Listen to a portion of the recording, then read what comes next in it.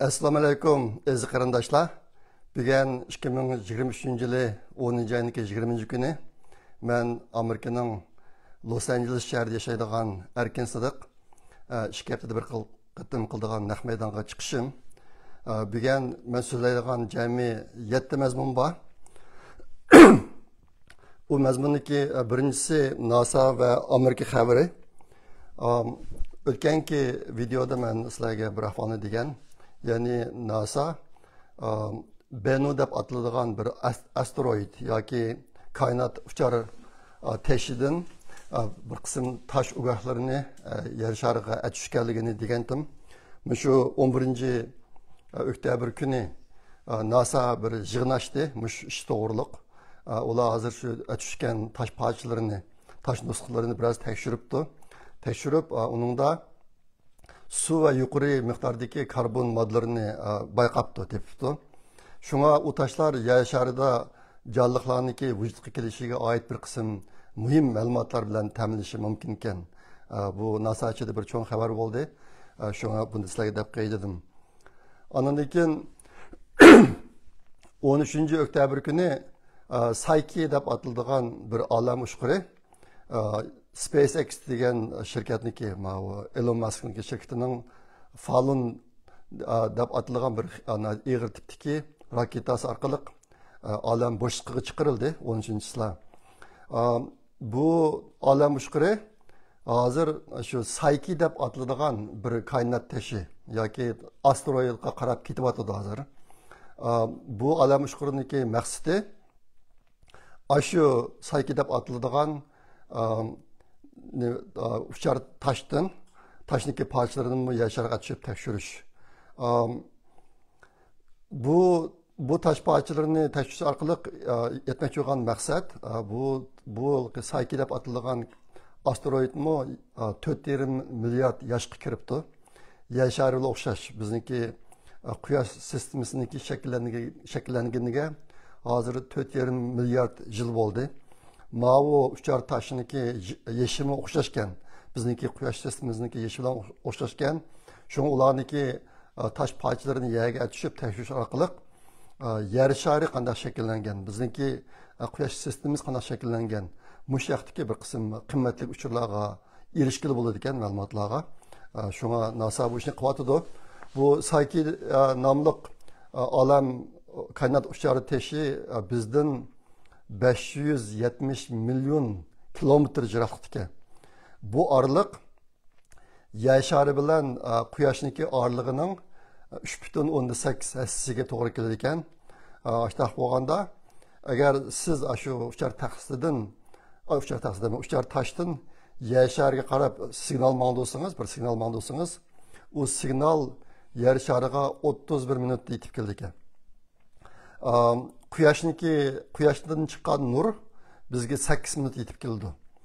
Biz odatda unda quyoshni ko'rgan vaqtimizda biz ko'rgan quyoshning holati uniki 8 minutdan burun qolishini ko'ramiz. Uchar tosh 32 minut 31 minut jiroqlikda bizdan shu yerdan keldi ekan. Andan keyin yaqinda sizlar xabar topdinglar, 14 oktyabr kuni Amerikaniki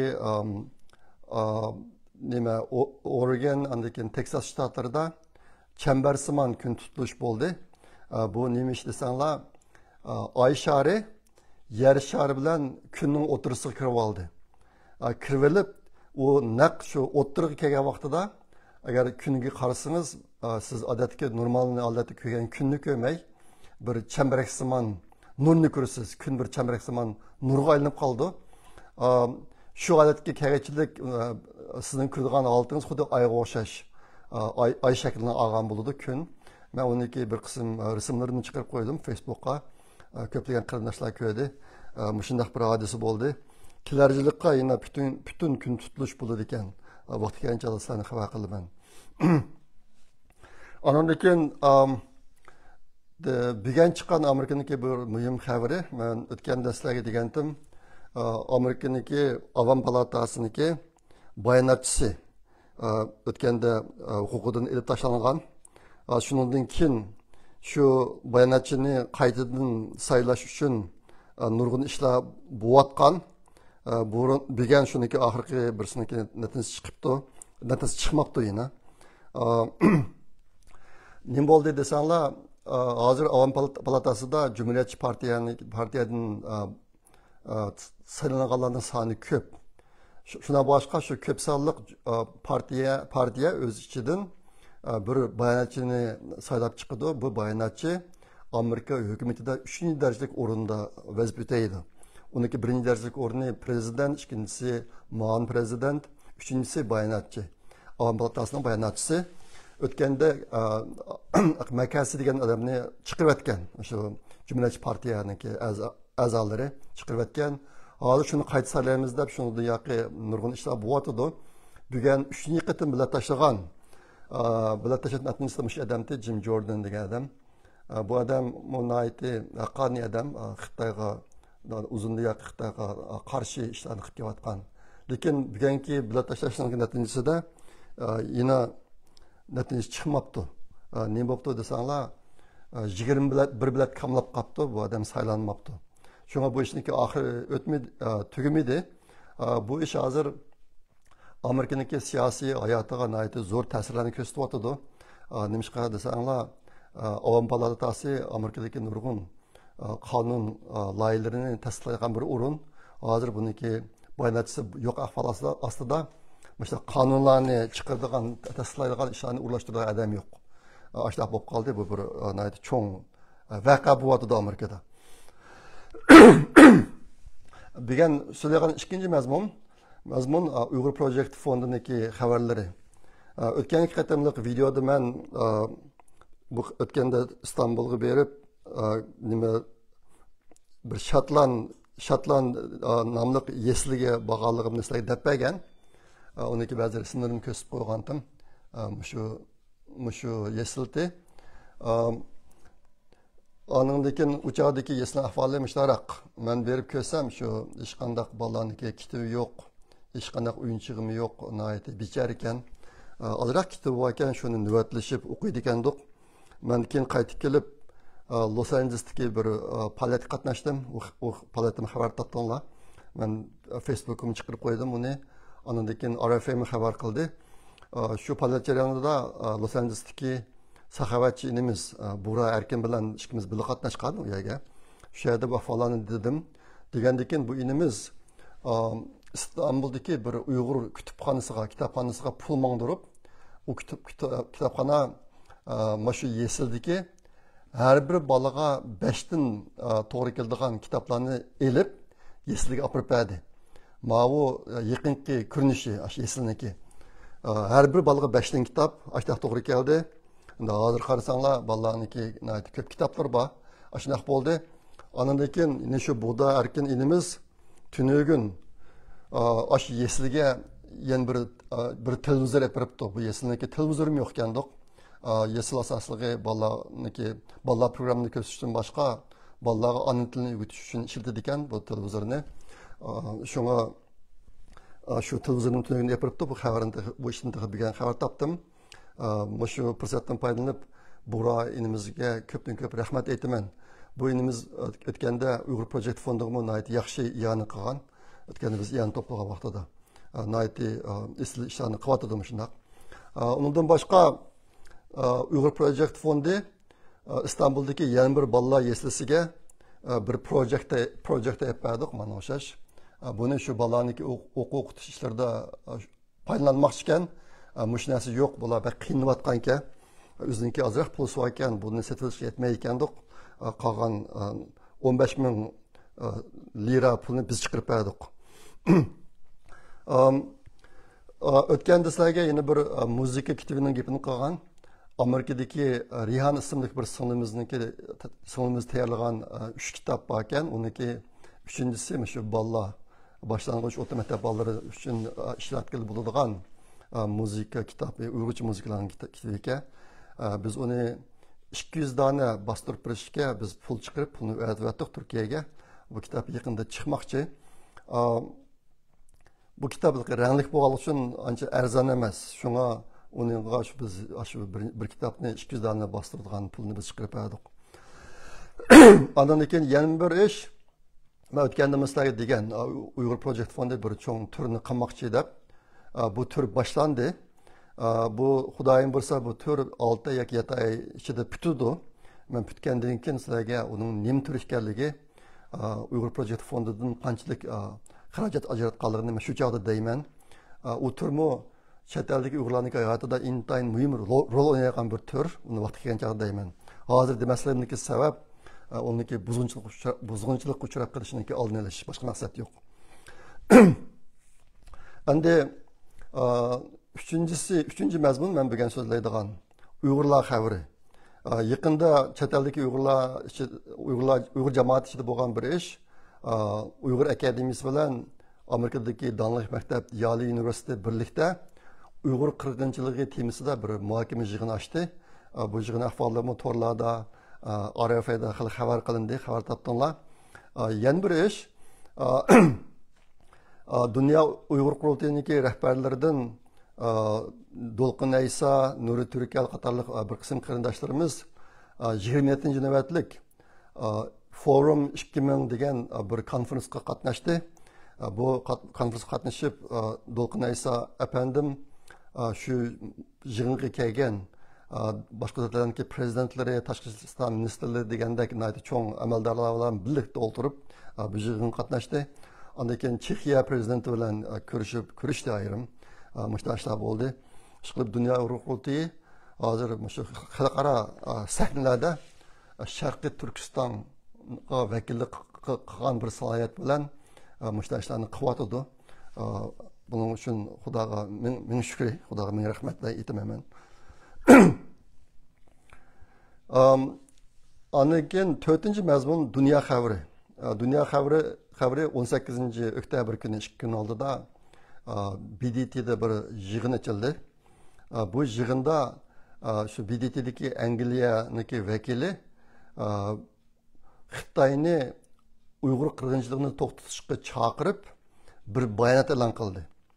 Bu bayonotga jami 51 davlat imzo qo'yib qo'lladi bu bayonotnomani. Bu 51 davlatlar asosan g'arbdagi davlatlar. Men uniki ismlarini chiqarib qo'ydim Facebook'ga. Bu 51 davlatlarning ichida musulmon davlatlari yo'q, faqat Albaniya bilan bor ekan. Albaniya nüfusunun ko'pinchisi musulmon ekan. Boshqa musulmon davlatlari yo'q. Mesela Türkiye ham yo'q. Buni qo'llovchi davlatlarning ichida. Bu Angliyaniki bayonotiga qo'shib Pokistonniki vakili Xitoyni qo'llab, Xitoyniki Uyg'urlarga qaratgan siyosatini qo'llab bir bayonot chiqaribdi. Bu bayonotga 72 davlat imzo qo'yibdi. Bu 72 davlatlarning ichida musulmon ellarninki hammasi degidek bor ekan.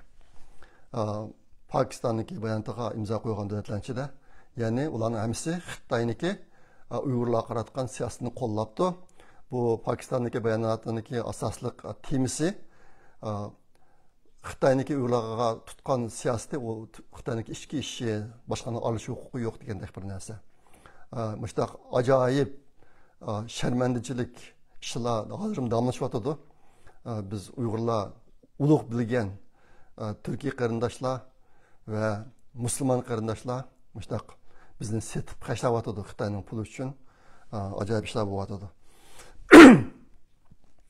Endi 5-mazmun bugun men so'zlaydigan ehtimol ko'rmanlar buni qilib kutib turdinglar.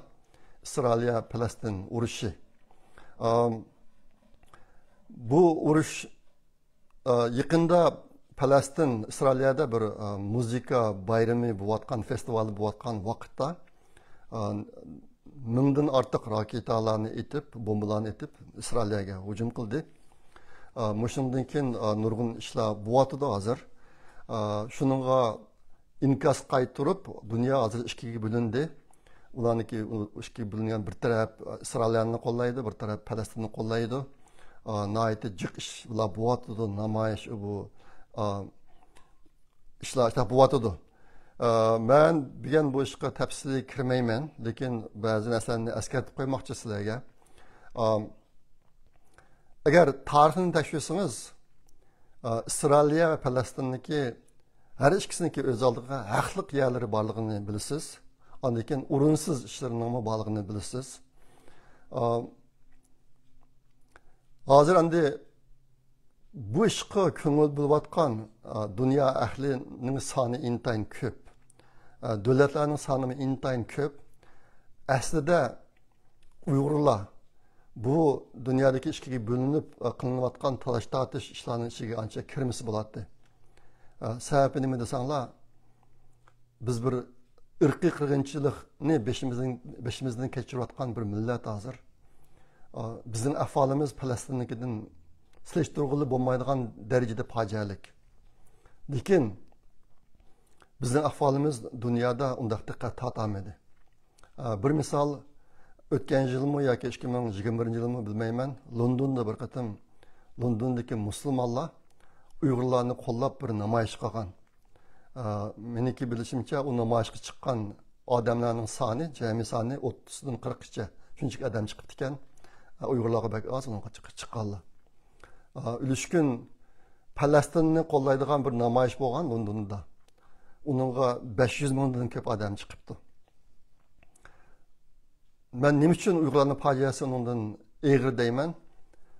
Bizniki Uyg'urlarning fojiasini ko'rsatadigan rasm, video bir narsalar yo'q. Sababi nima desa, Xitoylar bu jihatda 2000 yildan uzunroq suiqasd taktikaga ega bir davlat bo'lgani uchun bular ishini taqab qo'yib, ishni urish taktikasini qo'llanib, Xitoycha Guammer, Dagu deydi bular. Ashta bir tadbirni qo'llanib, Sharq Turkistondan sirtib chiqadigan bütün uchurlarni kontrol qilib, shu orqali dunyoni o'ziniki Uyg'urlarning ustidan nima qilayotganligini butunlay yushirib keldi. Isbotlarni yo'qotib butunlay yushirib, hozir dunyo xarakterida, dunyo miqyosida bir aldamchilik ishini olib boryapti. Ashta bo'g'ashqa Uyg'urlarning ishini dunyo ancha bilmaydi. Bir qismlarimiz haqiqiy ahvolni deyish yo'lidan ko'p tirishchilikni ko'rsatdik. Men shuni ichida nemish bo'layotganligini, Sharq Turkistonda nemish bo'layotganligini Uyg'urlar haqida. Lekin dunyoning diqqatini uncha tortmaydi. Albatta men degandek Uyg'urlar uchun qilingan namoyishga chiqqanlar 40, Falastinliklar uchun chiqqan namoyish chiqqanlar 500 mingdan ko'p Londonda. Bu ahvol hozir dunyoninki hamma yerda ko'rilyapti. Hozirmi hamma yerda nurli namoyishlar bor, mushlar bo'lyapti. Endi bu yerda aslida Uyg'urlar buning ichiga kirmasligi kerak deyishimlik sabab hozir uchur jihatdagi saxtipazlik pek eg'ir. Mayli Isroiliya tarafniki bo'lsin, mayli Hamas tarafniki bo'lsin, aniqsiz yolg'on narsalar hali bor. Biz Uyg'urlarniki u uchurlarniki, u xabarlarning qasini yolg'on buni ayirish iqtidorimiz yo'q bizniki. Unisi o iş bizimkin tegmeydi. Biz onu qilimiz deb avarılışımızın vacidi yo'q. Bunu xalqlar qilyapti. Ko'p qilyapti. Ashta boshqa biz kirmasak bo'ldi. Bu birinchisi, ikkinchisi hozirga qadar Uyg'urlarga eng kuchli istaşlik qilgan, eng ko'p yordam qilayotgan davlat Amerika. Uyg'urlarga eng kuchli istaşlik qilayotgan va eng ko'p yordam qilayotgan millat Yahudi. Yaqinda Uyg'urlar tutgan ba'zi yo'l, masalan, Turkiyada Isroiliya konsulxonasi oldida namoyish qildi Uyg'urlar. Bizga nom bergan, oshmagan odamlarga chin chiqishdek ahvol bor. Muhim narsa bu yerda biz haqqoniyat tarafda turishimiz kerak, lekin hozir haqqoniyat nima u? Zaten haqiqiy haqqoniyat, haqiqiy amaliy ahvol zoti qandoq? Bu to'g'risida intayin cho'ng qalamqanchiliklar bor, mujmalliklar bor, aniqsizliklar bor. Bunda uning ustiga biz bir irqiy qirg'inchilikqa uchrayotgan, shuni beshimizdan kechirayotgan bir millat. Biz u qisqasan bozorga kirib olmay, o'zimizniki ish to'g'riliq birlashgan bo'lsak, yaxshiroq bo'ldi. Shu munosabat bilan deb qo'yadigan yana bir gapim, ba'zi kishilar Facebookda, Twitterlarda bir narsa yozib, Uyg'urlar Falastin tarafda turdi, bu da bir narsani yozyapti. Sizlarga deb qo'yadigan gapim, siz Facebook, Twitter'a bir narsa yazsanız faqat o'zingizga vakillik qilasiz, Uyg'urlarga emas. Shunga Uyg'urlar unda qaraydi, Uyg'urlar bunda qaraydi demay, men bunda qarayman, unda qarayman deb o'zingiz maydonni ifodalang. Eng yaxshisi ifodalamang, abaytaman degandek. Sizning ifodalagan maydoningizniki bu to'qinishlarni hal qilishga hech qanday foydasi yo'q. Ammo biz bir qism imkoniyatlardan quruq qolamiz.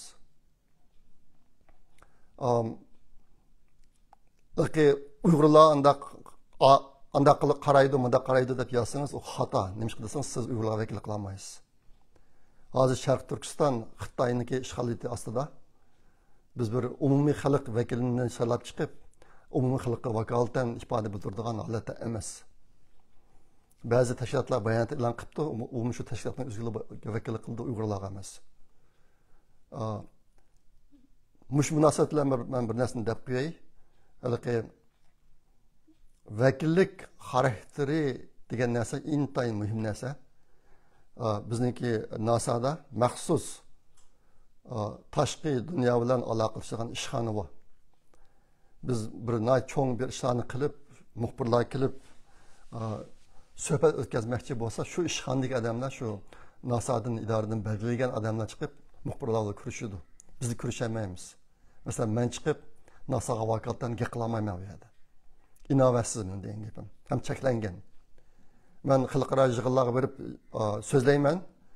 U chog'da men so'zlaydigan butun mazmunni NASA tasdiqlaydi oldi bilan. Butun hujjatni tasdiqlaydi. Ondan keyin shu hujjat asosida NASA'ga vakillik qilib so'zlayman boshqa yerlarda, yig'inlarda, xalqaro yig'inlarda. Lekin xohlagan bir muxbir kelsa, uningni ko'rishib NASA'ga vakolatdan so'zlaymayman. Uyg'urlarmi buni o'rganish kerak. Bu hozirgi Isroiliya Falastin to'qinishida Uyg'urlarniki o'zining maydoni haqida ifoda bildirishi zarur emas. Agar siz chuqum sizdan birisi so'rab, mush to'qinishga qanday qaraysan deb so'rab, savol javob berishga majburlab qolsa, menimcha tuandikida gaplarni desangiz bo'ladi.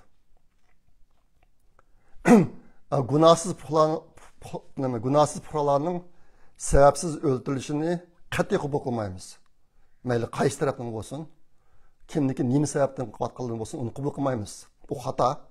Buningda bizning bayrog'imiz nihoyat o'rishan bo'lishi kerak.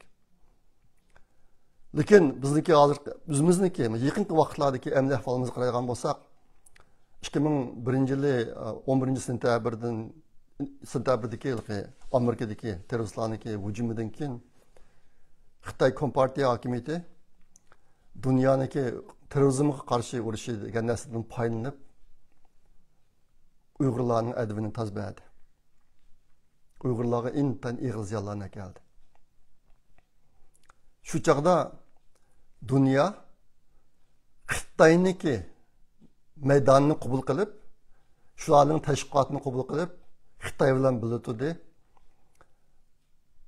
Uyg'urlarniki ovozi intayin ojiz kelib qoldi. Xil uzun mezgilchilik. Hatto Uyg'urlarning ichida mavjud bo'lmagan bir tashkilotni terrorist tashkilotlardan ichiga chiqarib, 11 odamni terroristlarga chiqarib, bunun ichida Dolqin Aysa, efendim, Mamtimin Hazret qatorliq kishilar bor. Ashta-ashtani qildi. Dunyo Xitoy taraf tutdi. Shu chaqlarda. Xitoy bilan normal savdosini qilaverdi. 2017-yildan keyin Xitoy Uyg'urlar ustidan irqiy qirg'inchilikni boshladi. Buningga qaratami dunyo asosiyatini sukut tutdi. Xitoy bilan hozirgacha yenilam normalni savdo qilyotdi. Hargiz sen Uyg'urlarga adolatsizlik qilding. Uyg'urlar haqida sen insoniyatga qarshi jinoyat o'tkazding, sen savdo qilmaymiz. Sen bir rezil rejim ekansan, rezil hokimiyat ekansan demidi. Hozir o'xshash ketyapti bu ishlar. Obdan qarab qo'yadigan bo'lsak, hozir dunyoda yuz berayotgan rezilliklarningki hammasining orqasida Xitoyning qarquli bor. Masalan, Ukrainaniki Rossiyaniki Ukrainaga hujum qilib kirishi, bu qitimki Hamasning ichida bir cho'ng amaldori bor ekan. Onun xotini Xitoydan olgan xotin ekan. Xitoy emas, bir asalliq millat. Tungan emas, boshqa bir millat ekan, musulmon. Shuniki shu men bu Twitterga ishindigan bir xonim chiqiribdi ekan uni. Men ashuni tayyorlab qilman deb ismlarim bordi. Men unutib qoldim men hozir. Hozir ismi kelib qoldi. Aşı amaldar Xi Jinping ishxonasi bilan davomli aloqalashib tura olaylik. Hozir dunyo bu qatim xamas ishlatgan raketa bombalar zaten nereden kelgan degan narsani qattiq tekshiryotdi. Ehtimol ikkinchi aniq bo'ladi bu. Buning ichida Xitoyning qancha quli borligi. Qisqasi dunyodagi rezillik, jinoiy ishlarniki hammasida Xitoyning qora qo'li bor. Lekin dunyo shuni sukut qilyotdi. Amli tadbir qo'llanmayotdi. Muşin deyishimiz kerak. Boshqalar sen mana shu İsrail Falastin to'qinishiga qanday qaraysan degancha mush gaplarni deyishimiz kerak. Ondan keyin agar yordam qilsang yordam qil bizga deyishimiz kerak. Uyg'ur irqi qirg'inchiligini to'xtatishga yordam qilgin deyishimiz kerak. U İsrail bilan Hamasning oradagi jangchilarlarniki kimning to'g'ri, kimning xato uni ayiradigan dunyoning kuchi bor. Najik devletler var, cik adamlar var. Onun Uygurlarını kırılışına hacet yok.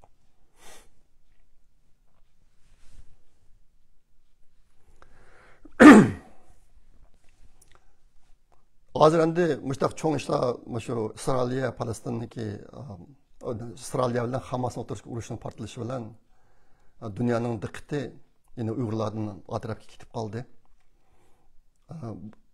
Uygurlar kaç ziyan buldu bilmeyimiz. Endi bu İsrail'e Hamas to'qinishiga bek ko'ngli bo'lganlar kelib kelsa, tarixga biroz tarixni ko'rib beqinglar. Boshlarning degan gapiga ishonmay, uzanglar. Tarixda nima bo'lgan? Biz yaqinki ahvollarga qarasak, 1923-yili 9-oyning 23-kundan burun Falastin Osmanlı imperiyasining qo'lida. Osmanlı imperiyasi egallab olgan zaminlarning birisi shu Falastinda. Lekin Osmanlı imperiyasi o'lgandan keyin, yiqilgandan keyin shu 1923-yilda 9-23-kuni Falastinni Angliya egallab olgan. Falastin Angliyaniki mustamlikasiga aylanib qolgan. Undan keyin Ikkinchi dunyo urushidan keyin BDT Falastinni ikkiga bo'lib, onun yerimini Falastinliklarga, yerimini İsraillarga bergan davlat quringlar deb. Ikki davlat qurish uchun o'shada bergan. Bu yerda shu yerda nurg'un hikoyalar bor. Uyg'urlar UNESCOga tegishli qimmatli tajriba saboqlar bor. Masalan, shu ish bo'lishdan burun dunyodagi bir qism boy Yahudiylar Falastinga berib, Falastin zimininiki 6%dak munbat yerlarini setib olgan. Keyin shu 6% yer İsraillarga bo'linib bergan yerlarning ichiga kirib ketibdi. Shu chaqda İsrailga erishgan yerniki faqat bir 10%dak yeri munbat yerlar ekan. Terlig'i shin qililgan. Buning ichida albatta men degan Yahudilar setib olgan 6% yermi bor. Qolgan yerlar cho'l jazira ekan. Falastinning yeri yaxshi ekan. Yaqinqi vaqtlarda İsrailga berib boqqan, Falastinga berib boqqan Uyg'ur qarindoshlardan so'rab baxsanglar bo'ladi, ikkisini qanday farqi borligini.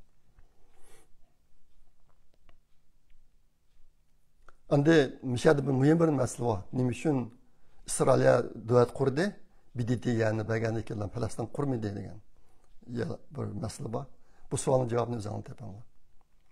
Shu davlat qurilmay, shundan keyin bu to'qinish aqaqadan yuz berib bugun kun kelyapti. Hozirgisi shuni davomi. Endi yaqinqi kunlardagi dunyoda bo'layotgan namoyishlar, Falastinni qo'llab İsrailga qarshi turib qilayotgan namoyishlar. Bu namoyish intayin yuqori pallaga ko'tarildi. 2 kun oldida Amerikaniki poytaxtdagi Oq saroyning ichiga bir qism odamlar bosib kirib, ba'zi şeyde palet epadi bo'lar. bu Amerikan ichidagi yana bir cho'ng voqea bo'ldi. Xuddi 2020 yildagi saylovdan keyin bo'lgan voqeaga o'xshash. Buni qanday bir taraf qildi, bundan keyin ko'ramiz uni. Endi Hamas İsrail'e şu bir doktorxonaga bomba tashladi. Şunun neticesinde 500'den artıq kichik bolalar, ayollar, doktorxonadagi kishilar o'lib ketdi deb e'lon qildi. Bu Hamasniki degan gapi. Buni e'lon qilgandan keyin Angliyaniki BBC shirkati, Amerikaniki New York Davr gazeti ikkiga oldi bilan shu Hamasniki shu gapini naql qilib turib, buni deklaratsiya qildi. Undan keyin nurg'un medialar shu bo'yicha deklaratsiya qilib, kishilarning kalasida İsrailga bomba tashlab, doktorxonaga 500 dan ojiq odam o'ldi degan shu narsalar shakllanib, shuning natijasida nurg'un namoyishlar bo'lyotdi. Men bu xabarlarga bak diqqat qilib kelyapman. Odatda shu Isroilga Falastin to'qinishlarida İsrailning bombasidan falastinliklar o'lib ketsa, ularning jasadlarini qator tizib videolarni taqdim etdi. Men bu qatam bundan narsa ko'rmadim. Sizlar ko'rdinglarmi bilmayman, men shaxsan men ko'rmadim. Hozir endi bu narsalarni ilmiy nuqtadan aniqlash, zodi bu ishni kim qildi degan to'g'riliq natija tarafdan tekshirishlar olib berilib, ba'zi dastlabki natijalarni deklaratsiya qilyotdi. Uniki Rossiyaga men bilmayman, uni men jazmlashtirolmayman. Men faqat sizlarga ko'rgan narsalarni da'vatman, anglagan narsalarni. Ularniki deyishcha, tekshirish natijasida deyishcha, bu bomba İsrailning bombasi emas. Palestindagi bir islom jihodchilar guruhiniki atgan bombasi ekan. O bomba doktorxonaga tushmabdi. Doktorxonaning qashidagi mashina to'xtatish maydoniga tushib portlabdi. Uning natijasida o'lgan odamlarning soni 50 tak odamlar o'lib ketdi. 500 emas. Bu deklaratsiya qilinayotgan ahvollar endi. Aniqlandi deb deklaratsiya qilinayotgan ahvollar. Men uni janlashtirgan emas. Men shu anlaganlarim deyapman. Buniki isboti shaklda shu bomba tushgandan keyin islom jihodchilar guruhidagi odamlari Hamas bilan deyishgan, telefonda deyishgan so'zlar bor ekan, buni Isroilga o'g'irlikcha evapti. Shu ularni ba'zi xabarlarda. Ondan keyin İsrailniki aeroplandan tashlagan bombaları yerga tushsa, odatda 3 metrdak, ya'ni 1 metrdak uy yetadi ekan pastga. Chunqur uy yetadi ekan. Lekin doktorxonadagi mashina to'xtatish maydoniga tushgan bomba unda qilmabdi. Unda zaxmlanmabdi. Mashinani isbot qilib ko'rsatyapti endi. Shunga bu ishlar oxiri chiqmadi. Men bu ishni to'g'ri bo'lsa bilmayman kimning rost kimning yolg'onligi. Endi meniki shu videoni ko'rayotgan qarindoshlarga men ba'zi ishlarni esimlarga solib qo'yishni o'yladim. Shu masala bilan munosabatli bir masala. O nima desanglar 2009 yılı 5 iyul 5 iyul günü Ürümçi'de o'quvchilar tinchlik namoyishi qilgandan keyin Xitoylar uni dunyoga Uyg'urlar Ürümçi'de to'polon qildi. Şu to'polonning natijasida 197 adam o'ldi. Bu adamların içinde 137 adam Xitoy, 46'sı Uyg'ur, bir Tungan ve başka milletler, qolganlar başka milletler deb e'lon qildi. Mushni e'lon qilgandan keyin dunyodagi cho'ng medialarning hammasi Xitoyniki shu tashkilot sonlarini naql keltirib, shu ayni vaqtdagi Ürümçi cho'ng qirg'inchiligini deklaratsiya qildi. Uzungachilik, bir necha yil. Hozir tekshirish sanami chiqdi bu. Demak, shu chaqda dunyodagi cho'ng medialar Xitoyniki shu so'zlarga ishondi. Ham shuni tashkil qilishdi. To'xtamay. Shu vaqa bo'lgandan keyin meniki bir yaqinim Beijingga kelib, umumiy telefon ko'chadagi pul to'lab urgan telefonda telefon qilib menga Şu günüsü 5. iyul ve 7. iyul günleri Ürümçide ölgen, yo'qolib ketgan Uyg'urlarning soni 3000 dan ko'pligi, ehtimol 10 mingga bordiganligini degan. Men keyin o'zimning bir tunish orqali bu uchurlarni ingliz tafsili yozib chiqib, angliyalik bir muxbirga berdim. U muxbir bir maqola yozdi shu chaqda. Dunyo Ürümchidagi bir cho'ng irqiy qirg'inchilikqa ko'z yumatamdi deb. Bu maqola hozirmi bor, mening torbetimda bor. Men so'rasanglar lozim bo'lsa deb bermaslar. Bu yerda ben demoqchi bo'lganim, biz Uyg'urlar Xitoyniki anda tashqarini qat'iy qabul qilmaymiz. O'lganlar 197 ta, uning ichidan 137si Xitoy, 46si Uyg'ur emas. Shu chaqda bizniki yo'qotgan adimiz 3000 bilan 10 ming orlig'ida. Endi hozir abatdan men degan İsrail'in bombası Palestin'e düşüp 500 adam öldü diye haber bu sözler Hamas'ın sözü. Cezbinleştirimiz. Bu toluk oyun basanlar buldu.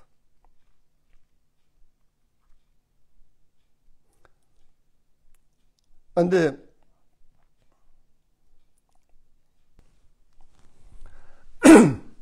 bu 500 adam öldü mü değil. Hazır Uyg'urlarning kuni qancha odam o'lib Lager turmalar ichida qancha odam o'lib har kunisi. Bir qism lagerlarda necha 10 ming odam bor. Uning uchun nima ish qilayotganimizni bilmaymiz.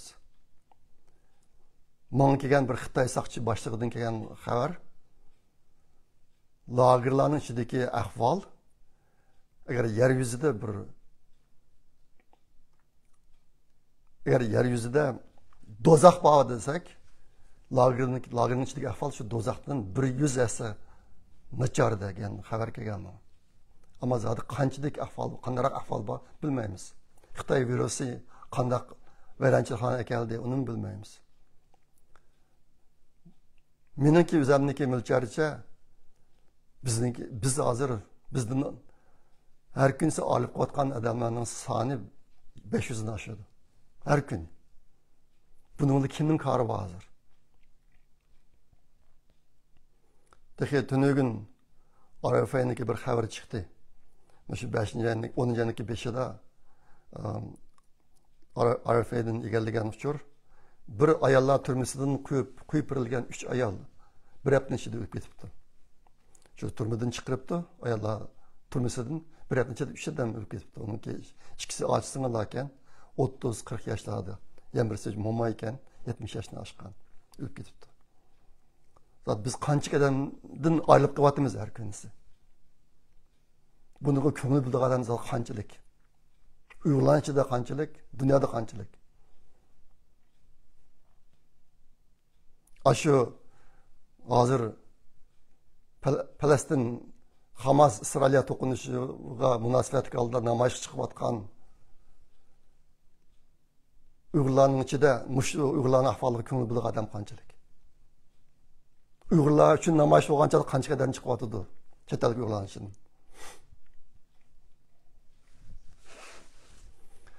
Şuna ben ma mesele to'g'riliq bundan ko'p to'xtalmayman. Sababi mening daftarimda Isroilga Hamas to'qinishidagi muhimlik darajasi intayin to'g'ri. Mening daftarimdagi eng yuqori muhimlik darajasi eng yuqori narsa Uyg'ur millati va Uyg'ur vatani. Ben kunda shuni qallamni qopib olgan ishlar yashayman. Burun vatandan jiq uçlarını alalaydım. Bana uçur yetkizilirken adamların hemisi yo'qolib ketdi. Meli vatanda bo'lsin yoki Xitoy o'lkaları bo'lsin bütün adamlar yo'qolib ketdi hozir.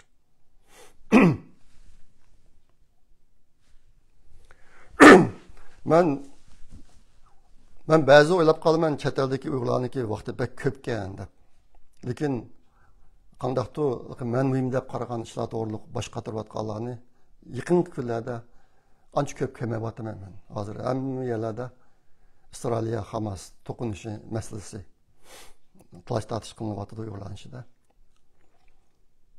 Men chet eldagi Uyg'urlarniki biroz o'yinish uchun Bugün sizlerge bir temada qısqacha so'zlab beray. Geologiya va tarix haqida. Sizlarning o'ylashingiz uchun, sizlarniki Uyg'ur masalasi, Uyg'ur taqdiri ustida o'ylashingiz uchun shuni qisqacha so'zlab beray. Tarix biologiyaniki bir qismi. Ya'ni inson hayoti organizmlarning yoki jonliq mavjudotlarning quruqlikda va dengizda o'zgarishining bir qismi. Ormanlıqda mansaq sansızlıqan qush-qushqashlarning o'xshamagan ovozini anglaymiz va bizdan urkib taraf-tarafga uchib ketishini ko'ramiz. Agar dengiz ostiga kirsak, o'xshamagan biliq va boshqa suv hayvonlarining bizdan urkib taraf-tarafga qechishini ko'ramiz. Shuning bilan biz insonlar yer shari ustidagi jonliq mavjudotlar ichidagi bir oz sonliqqa tava qavm ekanligini bayqaymiz. Hozir yer yuzidagi odamlarning nüfus soni 7 milliarddak odam bor. Lekin dunyodagi jonliq mavjudotlarning soni bundan jiq ko'p.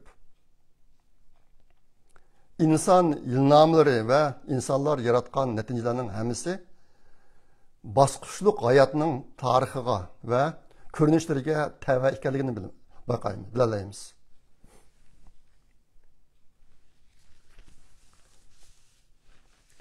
Biologiya qonuniyatlari tarixning tüp savoqlaridan iborat bo'ladi. Biz tadrijiy taraqqiyot jarayonlari va sinoqlar ichida yashaymiz. Shundaqla mavjudligimizni saqlab qolish uchun to'xtamay kurash qilamiz.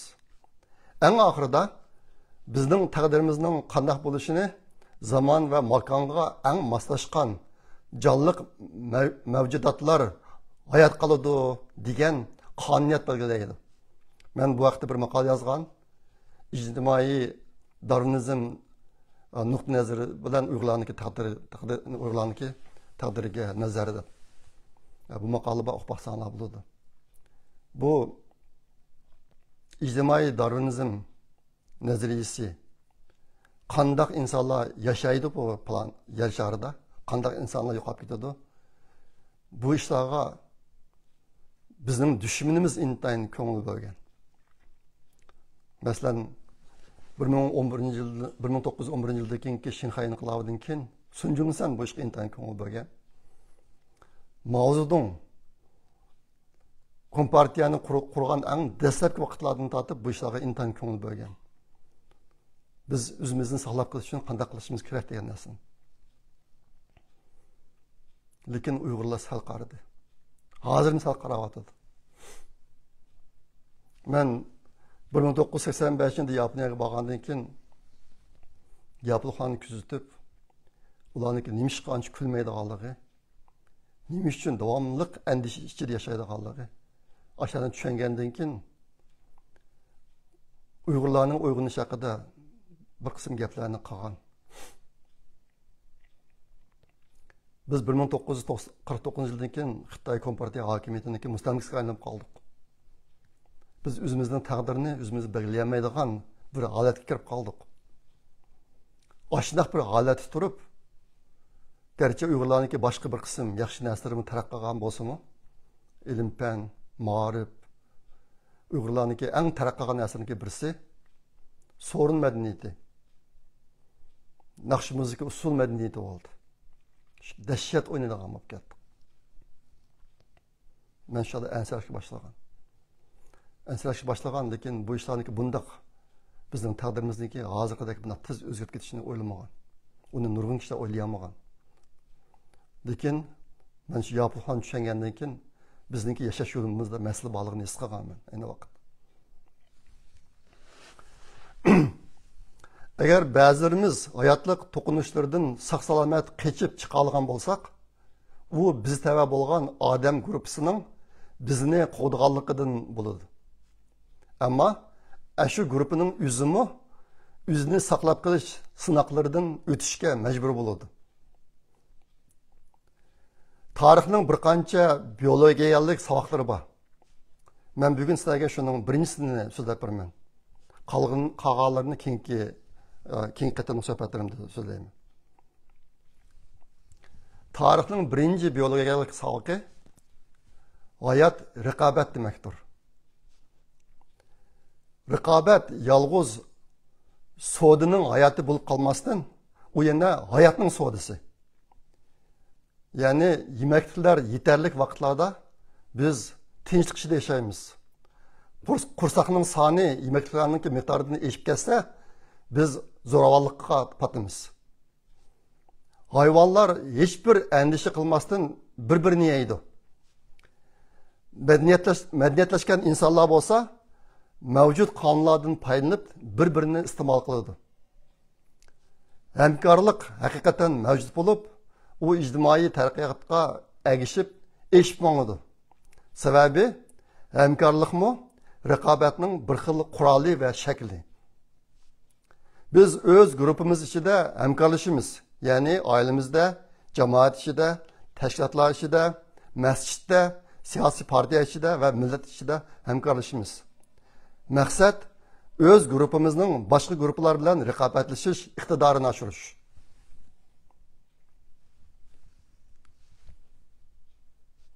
O'zaro raqobatlashadigan inson guruhlari yoki millatlar o'zaro raqobatlashadigan odamlarga o'xshaydi. Ya'ni ulardami ochko'zlik, urushqoqlik, bo'linish va iftixorlik bor bo'ladi. Bizning vatanimiz bizning kim ekanligimizning namoyandasi bo'lib, u bizning kimlik mohiyatimizga vakillik qilib, biz qilmoqchi bo'lgan yaxshi va yomon amallarni cho'ng doira ichida qiladi. Bizning ajdodlarimiz necha ming yillab hayot qilish yo'lida o'zaro qo'g'lishish, so'qishish va o'ltirish ishlari bilan shug'ullangan bo'lib, u ishlar bizning qonimizda saqlanib qolgan. Shunga biz so'qishqoq kelamiz, piqsiq kelamiz va to'ymas kelamiz. Urush bir millatning yana bir millatni yeyish shakli. Urush raqobatning eng yuqori cheki bo'lganligi uchun u hamkorlikni ilgari surdi. Biz o'zimizni unumli holda qo'llaydigan bir cho'ng guruhga yoki qavmni vujudga keltirmagicha biz yanada ovlab hayotini saqlaydigan ayrim kishilar va oilalarga o'xshash yashaymiz.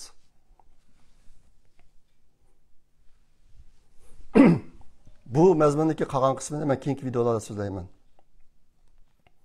Endi Uyg'urlar qanday qilishimiz kerak?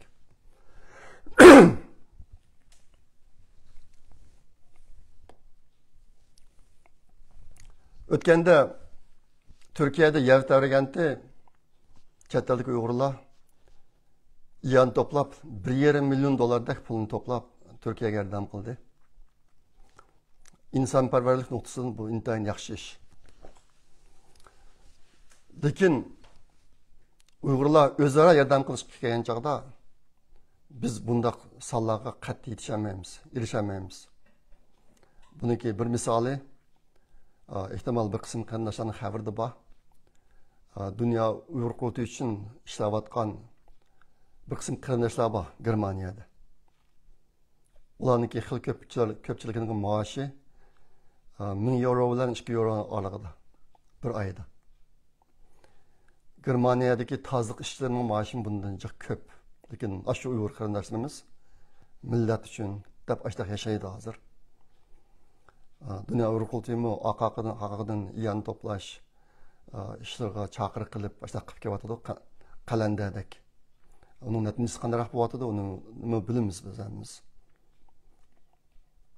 Hazır chet eldagi Uyg'urlarniki biraz aktif bilimi var. Ilg'or fikr qatnashtiradigan kishilarimizning hammasi Isroilga Hamas to'qinishiga ketib ketdi hozir. Albatta men degandek Uyg'urlarga kelayotgan yo'qotishlarga qancha ko'ngil bo'lyapmiz.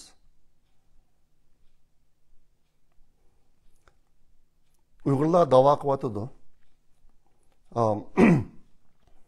Dünya Uyghur qurultayidagi tashkilotlar bosh hayotdan payinlab nayti ko'p yaxshi soni muqavatidi.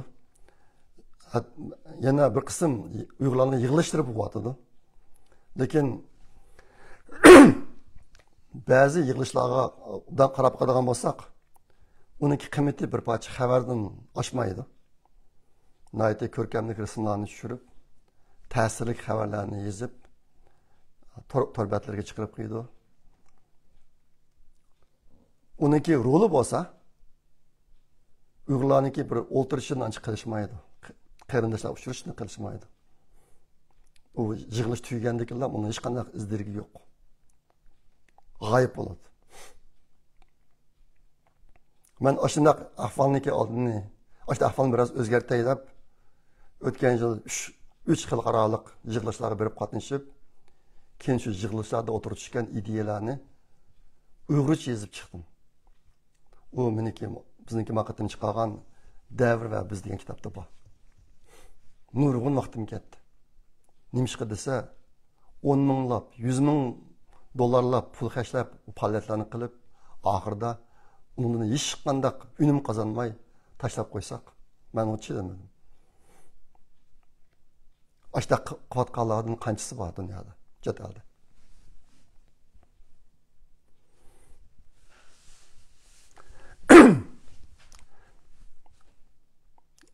İki bin 2019-20 yılları, 21 yılları Uyghur Project Fondu pul çıkarıp, biz bir kısım kasb ahlirini iş kısalıp, vatandaki bir kısım malumatlarını toplaş işini kıldık. Şunun neticesinde bizim vatanın içindeki mecburi emgek bilen şoğulmatkan 14 mingdan ko'p 14 mingdan ko'p majburiy emgak shirkatlarininki uchurlarini to'pladik. U Uyghur Info Checkout.org degan torbetada bor. Mush tizimlik 14 mingdan ortiq shirkat. Sharq Turkistondagi.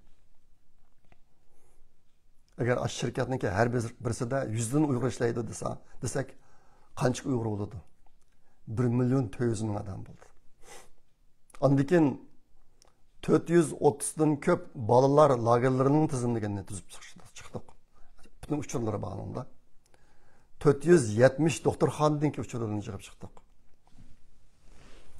Nima uchun Sharq Turkistondagi doktorxonalarga qiziqib qoldik? Sharq Turkistondagi doktorxonalarning nurg'unlari odam ishga a'zo so'lisini qilyotdi hozir. Bir misol Tibi Üniversitesi'ndeki bir doktorxonasi vardı, burun Ürümçi şehrin içinde. Ki onu bir jirak tağlık rayının içine ekirip aldı onu. Bütün 3 tarafımız tağ. İçine de her biri post durdu. Hazır halk adam kiremedi yani. Nimişka? Bu doktorxonamı içki azat olursa kovadıdı.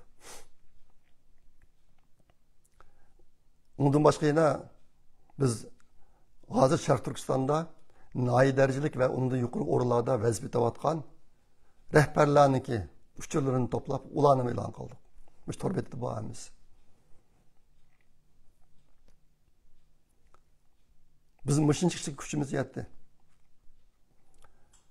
Hazır başkalar bu saati kavatkan kanda işler bu. Norveç'deki halkara adli arxip ambirini kuruyatkan inlerimiz, Behtiyar Ömer kadar inlerimiz bir kısım uçurlarını topladı. Şu lager şahitleri, lagerlarındaki kurbanları, katarlıklar topladık. Abdülü Ayıp inimiz tutulup ketken Uygur sarıkıllarının tizimligini işlep çıktı. Lekin yeni nurgun nesler var, kıymetli nesler var, malumatlar var. Biz bunu hiç kim kılmamadı hazır. Mesela 2017 yıldan keyin Xitoy türme lagerlarida o'lib ketgan Uyg'urlarning soni qancha? Kimlar Uyg'urlar? Bizning ularning hammasini aniqlash imkoniyatimiz yo'q. Lekin men chet elga berib, u bu yerga borsam, hamma yerda kishilarniki uyda yuz bergan fojialarni anglayman. Turmada o'lib ketgan, lagerda o'lib ketgan yoki qo'yib bir necha haftadan içinde o'lib ketgan. Mushlarni bir xotirlab biz yig'algan uchur manchilikda bir ko'rsatgandek bir narsamiz bormi? Yo'q. Turma lagerlardan chiqib 2 ayning ichida o'lib ketgan kishilarimiz qancha? Bu jihatda biz egallab uchur qanchalik? Bu bormi? Yo'q. Turma lagerlarga kirib, sarangib chiqqanlarning soni qancha? Men shu yaqin o'tgan oydagi Turkiya safarimda ba'zi chet elda Xitoy shirkatlarida ishlaydigan yoshlar opamni yo'qlayman, dadamni yo'qlayman deb ketib, lagerga kirib ketib, sarangib chiqqanligini angladim. Bizim bu jet ahvolimiz intayin ig'ir. Buningki izdirgini kim qilyotidi uyg'urlanishni? Hozir sirtda hayot qolgan uyg'ur nüfusining soni qancha keladi?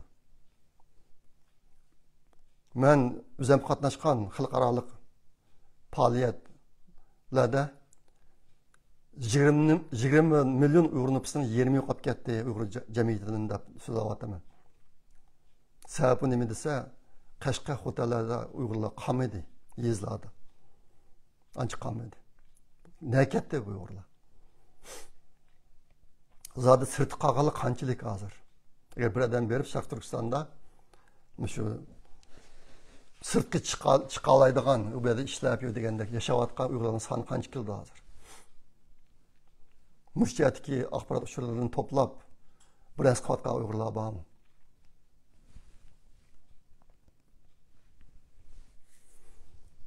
Mening bilishimcha O'rta Osiyodan boshqa davlatlarda chet eldagi 70 dan ortiq uyg'ur tashkilotlari bor.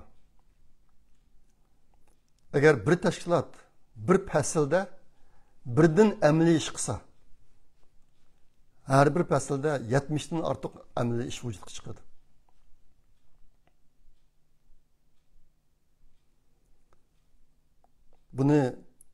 Bunu o'lchib baqqan kishilar bormi?